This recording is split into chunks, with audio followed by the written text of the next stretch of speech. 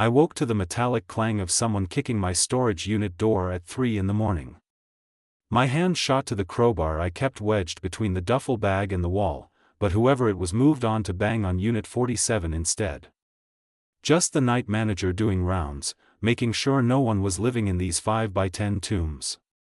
Too late for that. I was Michael Rivers, 42 years old, and this climate-controlled cage in Gulfside was my bedroom, office, and last shred of dignity rolled into one. 3 months ago I had a wife, 2 kids, a foreman job at the shipyard, and a mortgage on a house with actual walls. Then Lauren served me papers, cleaned out our accounts, and convinced a judge I was unstable. 2 weeks after that, my boss Dennis Kroll called me into his trailer, looked me dead in the eye, and said in his thick accent, "You are nothing without me." He fired me on the spot for substandard performance after 16 years of perfect reviews. So here I was, sleeping on a camping mat between cardboard boxes of my kids' drawings and my dad's old toolbox, brushing my teeth in a gas station bathroom every morning. The kicking stopped. I lay back down, staring at the shadows the security light threw across my ceiling, when I noticed something wedged behind the corner stack of boxes, something that hadn't been there yesterday. A briefcase, scuffed leather, combination lock dangling open. I pulled it out. Heavy. Inside were banded stacks of 50s and 100s, I counted $43,000, and a GPS unit with 7 pins marked across Idaho. Taped to the lid was a yellow sticky note in handwriting I recognized instantly, even though I hadn't seen it in 15 years. Mike, follow the river north. Everything they took, you'll take back. Trust no one. Walt. My uncle Walt, my dad's younger brother, who vanished after Dad died in that conveyor accident at the Harrow ore facility when I was 19. Walt had sent letters for a few years, always postmarked from different states, always vague. Then nothing. Now this. I sat there in my storage locker at 3 in the morning, holding more money than I'd seen in my life and a trail of breadcrumbs pointing north, and for the first time since Lauren left, I felt something other than numb. I was going to find out what Walt knew. And I was going to prove Dennis Kroll wrong that I drove north for 3 days in my rusted Civic, sleeping at rest stops and eating gas station sandwiches, watching the flat Texas coast give way to plains, then mountains. The GPS pins led me deeper into Idaho backcountry, past towns so small they were just a post office and a bar. The final coordinates took me up a logging road that hadn't seen maintenance in years, branches scraping my doors, until I reached a clearing overlooking the Salmon River. The cabin sat there like it had grown from the rocks themselves, solar panels on the roof, rainwater collectors, a satellite dish pointed at the sky. No power lines, no phone poles. Uncle Walt had built himself a fortress off the grid. The door was locked, but the key was exactly where Walt always hid things, under the third stone from the left on the porch. Inside, the place smelled like pine and old coffee. One main room with a wood stove, a kitchenette, a cot in the corner. But the real show was the back wall. Floor-to-ceiling filing cabinets. 3 desktop computers on a long workbench, powered down but dust-free. Cork boards covered in maps, photographs, newspaper clippings, strings connecting dots like some conspiracy theorist's fever dream. Except this wasn't paranoia. This was 15 years of investigation. I started with the filing cabinets. Walt had labeled everything meticulously: Harrow or complex, safety records, Dad, maintenance logs, property rights, natural gas, shell companies, cross-reference. I pulled the file marked "Start Here" and sat down at the desk. My hands shook as I read. My father, Thomas Rivers, wasn't just a conveyor mechanic at the Harrow facility. He was a co-owner of natural gas rights under 300 acres of land surrounding the complex, rights his grandfather had purchased in the 1950s when nobody thought there was anything valuable underground in this part of Idaho. Walt's research showed that by the early 2000s, geological surveys revealed significant natural gas deposits. The rights my family held were suddenly worth millions. The Harrow family had approached my dad with buyout offers. Low ones. Dad refused. He knew what he had. So they changed tactics. Walt had obtained the maintenance logs from the ore facility through some means I didn't want to examine too closely. In the weeks before Dad's accident, someone had tampered with the safety protocols on Conveyor Line 7, the line Dad supervised. Inspection signatures were forged. Required repairs were marked complete when they'd never been done. And the shift supervisor who should have caught these discrepancies? He'd received a $20,000 cash deposit 2 days before Dad's death, traced by Walt to a shell company called Clearwater Community Trust. Dad died when a support beam failed and 3 tons of ore crushed him. The investigation ruled it equipment failure, operator error. Case closed. Mom got a small settlement and drank herself to death within 5 years. I was 19, angry, lost. I joined the Navy, got out, bounced around, eventually ended up at the Gulfside shipyard. And the Harrows kept the land. Except they didn't, not entirely. Walt had discovered that Dad's will, the real will, not the one presented in probate, left everything in trust with specific conditions. The land couldn't be sold. The gas rights had to remain with the family unless all heirs agreed to sell. And Walt, as executor, had been quietly buying up neighboring parcels and mineral rights for 15 years, using Dad's life insurance payout and his own savings. I found the property maps. Walt had assembled a checkerboard of holdings that made the Harrow complex worthless without cooperation. They couldn't drill. They couldn't develop. They couldn't do anything without going through the Rivers family trust. The trust that now had one living heir, me. I pulled out my phone to call someone, anyone, then remembered I had no one to call. Lauren had my kids. My friends had sided with her or drifted away. My job was gone. But I had this cabin, these files, and $43,000 in cash. And I had something else now, a reason. I turned on one of Walt's computers. It booted up to a password screen. I tried Dad's birthday, my birthday, Walt's birthday. Nothing. Then I tried the date of Dad's accident, August 17, 2003. The desktop loaded.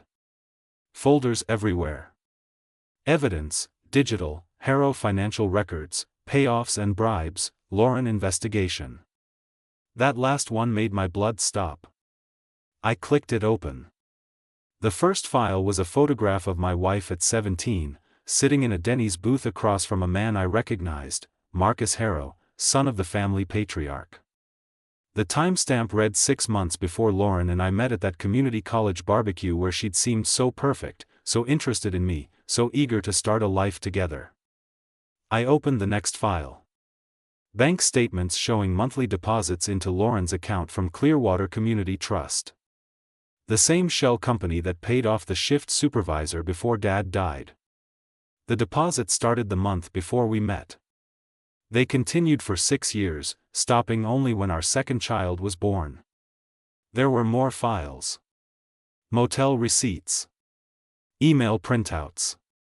A contract signed in Lauren's handwriting, dated 3 weeks before our first date, outlining her objectives and compensation schedule. I stood up so fast the chair hit the wall. Walked outside. Threw up over the porch railing into the mountain laurel. When I came back inside, I made myself read it all. Every word. Every photograph. Every transaction. They'd hired my wife to marry me. I didn't sleep that night. I sat at Walt's desk reading files until dawn broke over the Salmon River, turning the water gold. By the time the sun cleared the ridge, I'd been through everything in the Lauren folder twice. They'd found her at 17, a high school senior with a drunk father and college dreams she couldn't afford.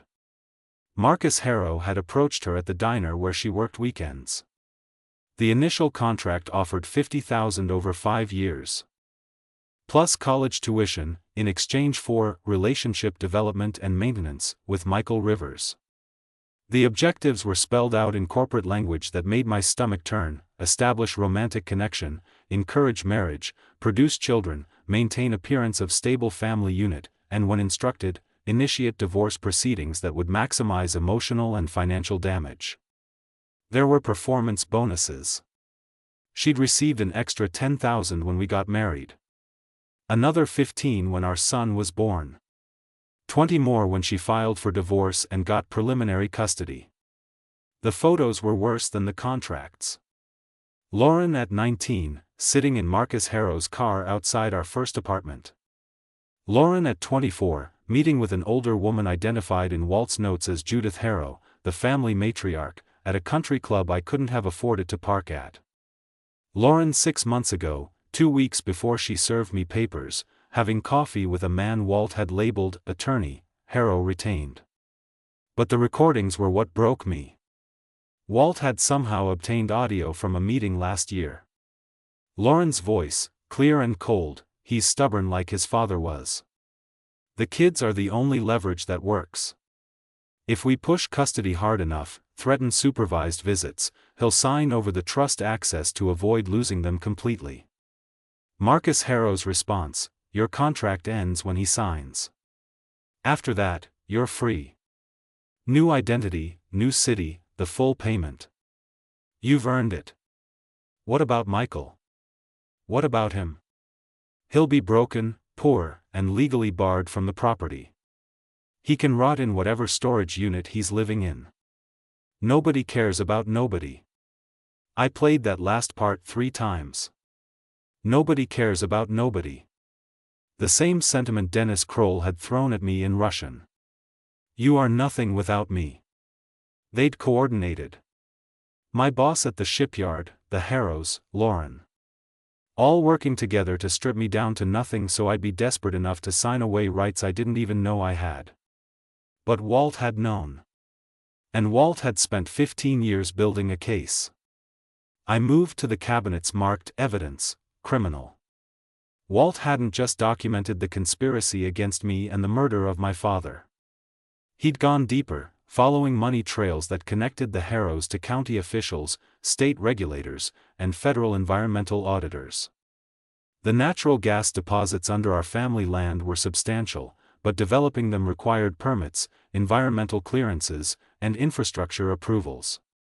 Walt's files showed how the Harrows had greased every wheel: a county judge receiving monthly consulting fees from a Harrow subsidiary, an EPA inspector whose daughter got a full-ride scholarship from Clearwater Community Trust, 2 city councilmen whose campaign funds were stuffed with Harrow money routed through donor networks. The environmental audits were particularly damning.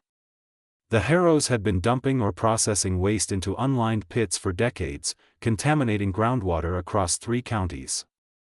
Walt had soil samples, water tests, testimony from workers who'd been paid to stay quiet. The violations alone could trigger millions in fines and criminal charges. But the murder evidence was circumstantial. Walt had the maintenance logs showing sabotage, the suspicious payment to the shift supervisor, the insurance policy the Harrows had taken out on my dad 3 months before he died, listing themselves as beneficiaries through some Byzantine corporate structure. But no smoking gun. No confession. No witness willing to testify that someone from Harrow had physically tampered with that conveyor line. Dad's death would haunt me forever, legally untouchable. Unless I could make the whole system collapse. I found Walt's contact list in a desk drawer. Attorneys, journalists, federal investigators, even a documentary filmmaker. He'd been preparing to go public but had never pulled the trigger. The last entry, dated 8 months ago, just said, "Waiting for Mike. He needs to be ready. He needs to choose this." I looked at the files spread across the desk, the evidence of conspiracy and corruption and a murder disguised as an accident. I thought about my kids, being raised by a woman who'd been paid to pretend to love their father. I thought about Dennis Kroll's sneer, Marcus Harrow's smirk in those photos, the casual cruelty of people who believed they were untouchable. Walt had left me a choice. I could take the $43,000, disappear, start over somewhere new and try to forget. Or I could finish what he started. I picked up the phone and called the first attorney on Walt's list. 3 days later, I walked into a federal building in Boise with 2 bankers' boxes full of evidence. The attorney Walt had contacted was named Sarah Chen, a federal prosecutor who'd built her career dismantling white-collar crime networks in the Northwest. She met me in a conference room with glass walls and recording equipment, flanked by 2 FBI agents who looked like they'd rather be anywhere else. I spent 6 hours walking them through Walt's files. The shell companies. The bribes. The environmental violations. The conspiracy to defraud me of my inheritance. When I got to the part about Lauren, Agent Morrison stopped writing and looked up. "Your wife was paid to marry you?" "For 17 years, I said. "The contract's in the second box.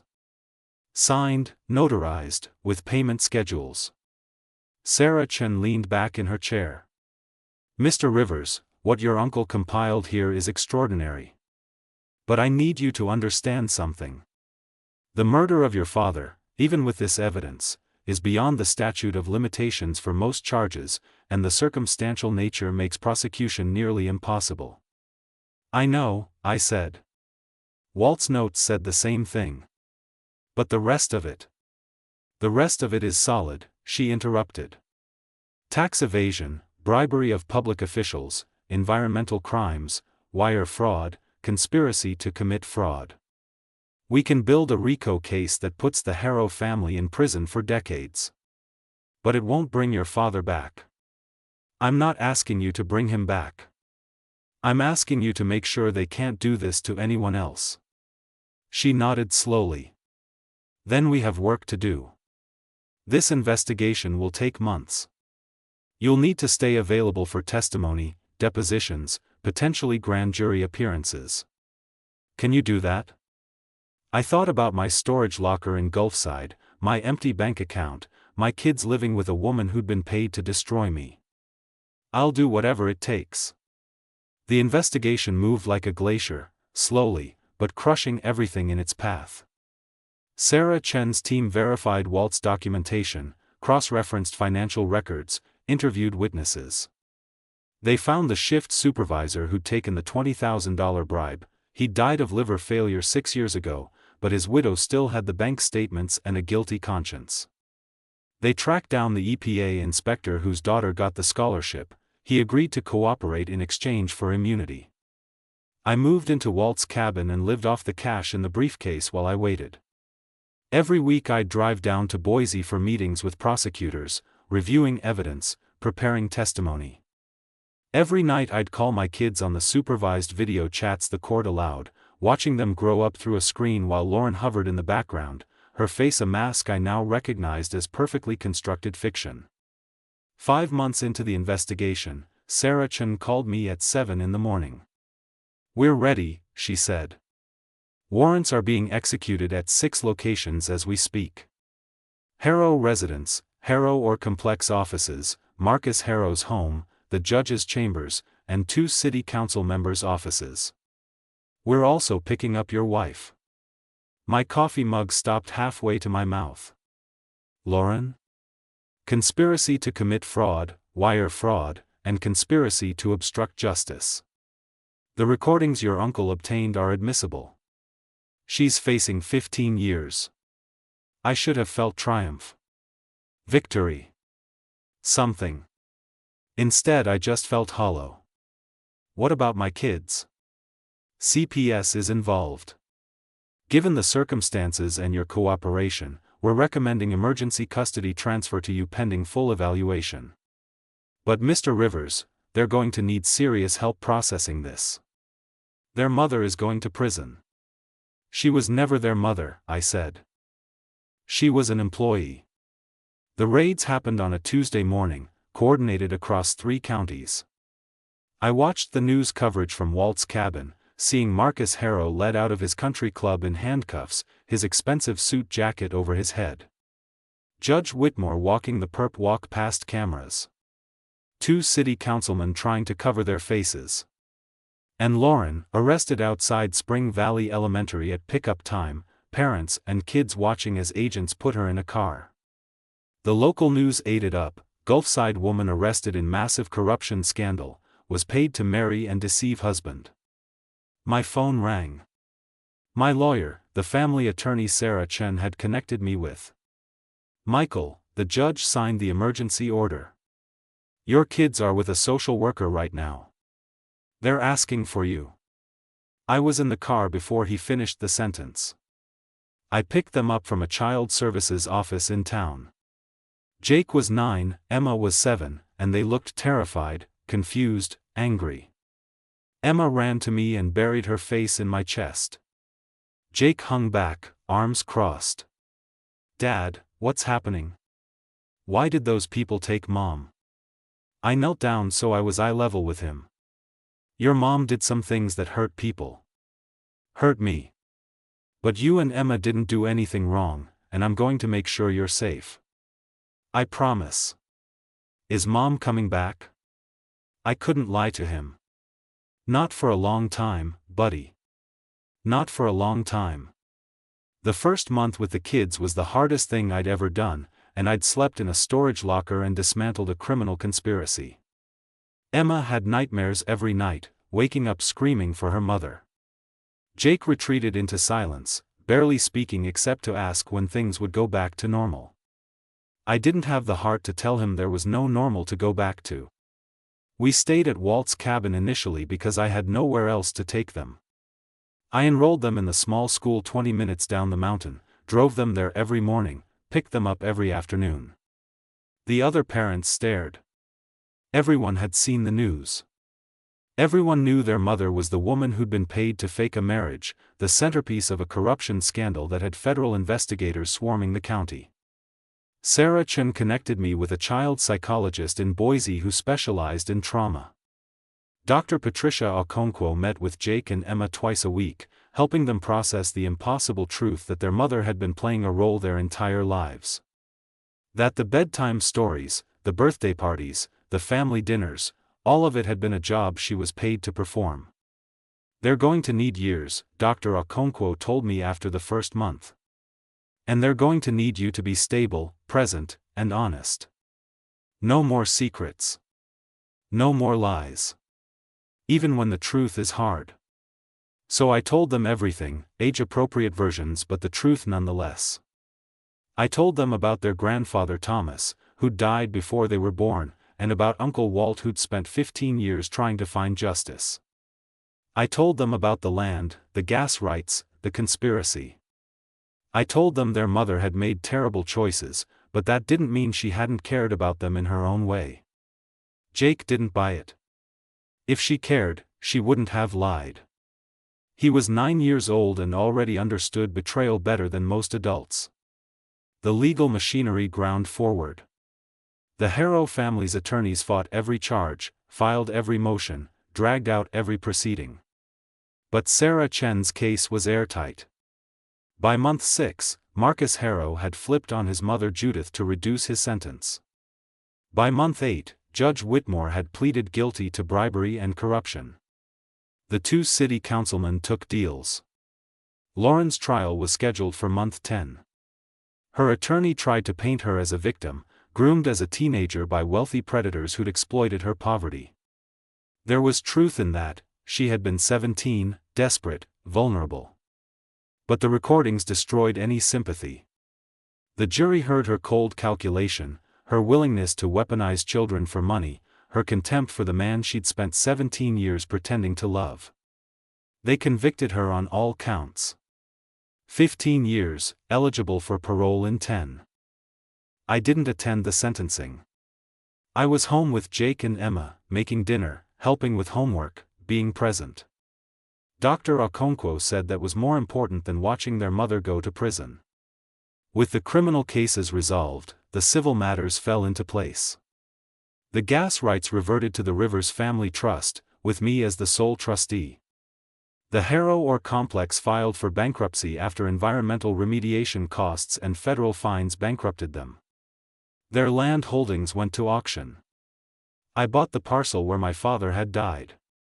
Closed the facility. Planted trees where the conveyor lines had been. The gas rights were worth roughly $8 million according to the energy companies that came knocking. I could have sold, set my kids up for life, disappeared into comfortable anonymity. Instead, I leased the drilling rights with strict environmental conditions and used the revenue to start Rivers and Company, a fabrication and manufacturing company back in Gulfside. I hired the crew from the old shipyard, good people who'd been laid off when Dennis Kroll's operation folded under investigation. Turns out he'd been taking kickbacks from suppliers for years, inflating costs, skimming profits. The Harrows had owned him too. Rivers and Company paid fair wages, ran clean books, treated people like they mattered. No gods, no kings, no stolen futures.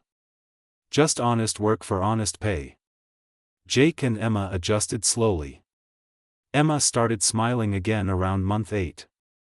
Jake took longer. He was angry for a full year, acting out in school, pushing boundaries. But Dr. Okonkwo worked with him, and I stayed patient, and eventually he started to trust that I wasn't going anywhere. By the second year, we'd found our rhythm. Breakfast together every morning. Dinner around the table every night.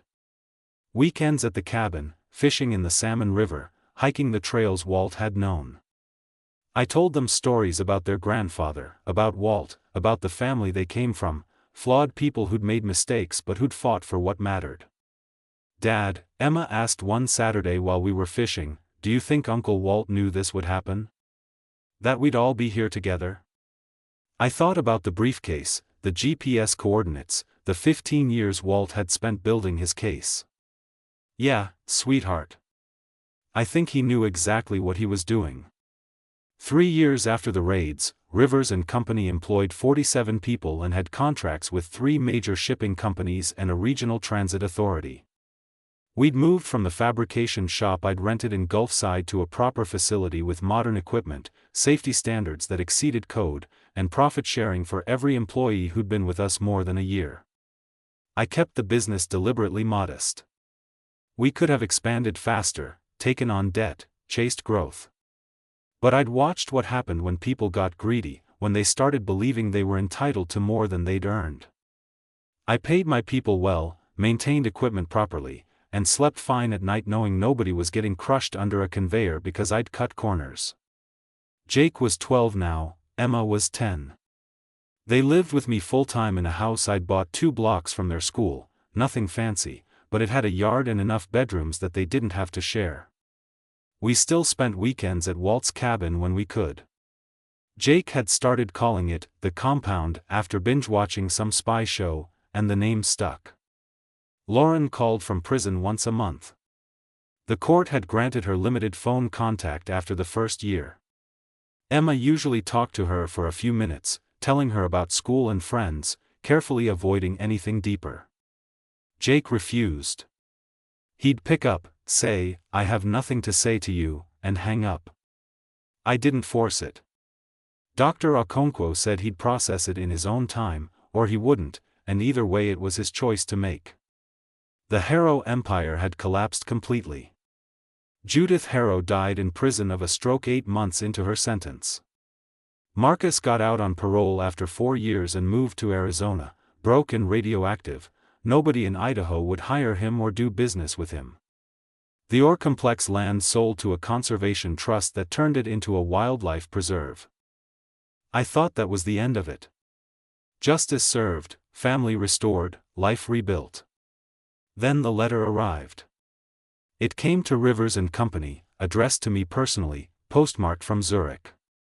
Inside was a single sheet of paper in Walt's handwriting, dated 3 weeks before he'd left the briefcase in my storage unit. "Mike, if you're reading this, you followed the trail and finished what I started. I'm proud of you. There's one more thing, but you had to prove you were ready first. Nobody gets to tell you you're nothing ever again. The cipher is in the letters I sent after your dad died. You kept them, didn't you?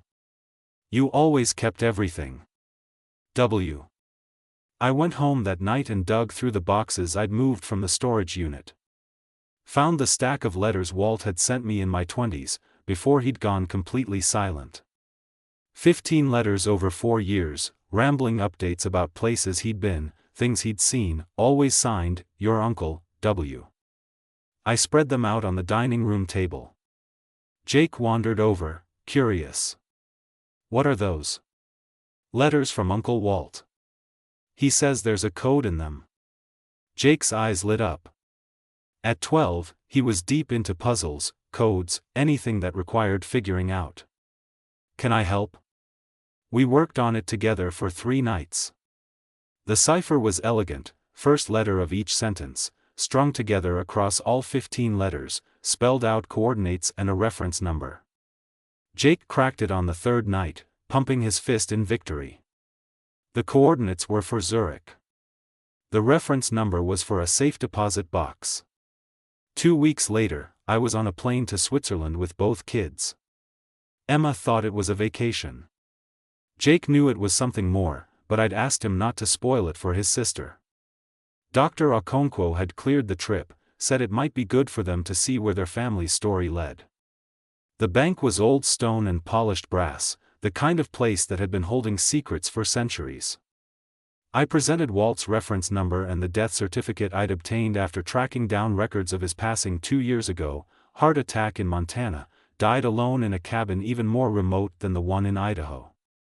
The banker led us to a private room and brought the box. Inside were USB drives, legal documents, and a leather journal.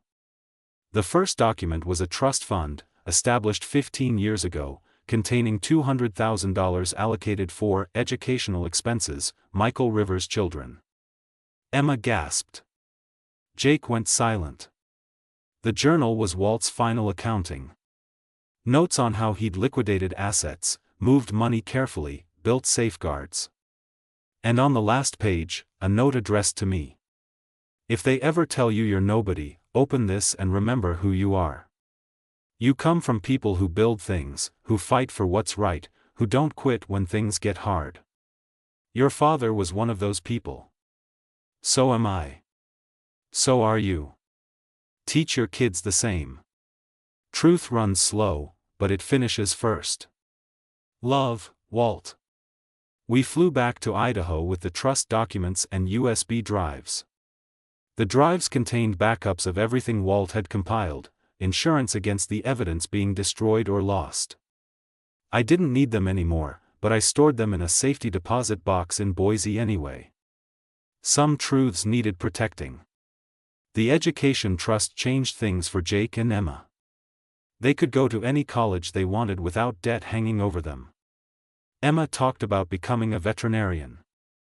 Jake was leaning toward engineering, wanted to build things like his grandfather had. I told them they could be whatever they wanted, as long as they did it honestly. Rivers and Company kept growing steadily. We hired 2 more welders, expanded into custom architectural metalwork. I promoted Danny Ortiz, one of the guys from the old shipyard crew, to foreman. He ran the floor better than I ever could, and he'd earned it. I kept that storage unit in Gulfside. Paid the rent every month even though it sat empty. Jake asked me once why I bothered. It reminds me where I was, I told him. And how far we've come. Some nights I'd drive by it after work, park across the street, and just look at Unit 23. Remember waking up to someone kicking the door. Remember finding that briefcase. Remember the moment I decided to follow Walt's trail instead of disappearing. Lauren got denied parole at the 5-year mark. Would be eligible again in 3 more years. Emma asked if I thought she'd get out then. I said I didn't know. Jake said he didn't care. I still kept Walt's note in my wallet, the one about remembering who I was. On hard days, when contractors didn't pay on time or equipment broke down or I worried I was failing the kids somehow, I'd pull it out and read it. Truth runs slow, but it finishes first. Walt had been right about everything else. I had to believe he was right about that too. We'd won. Not perfectly, not completely, but enough. And nobody would ever call us nothing again.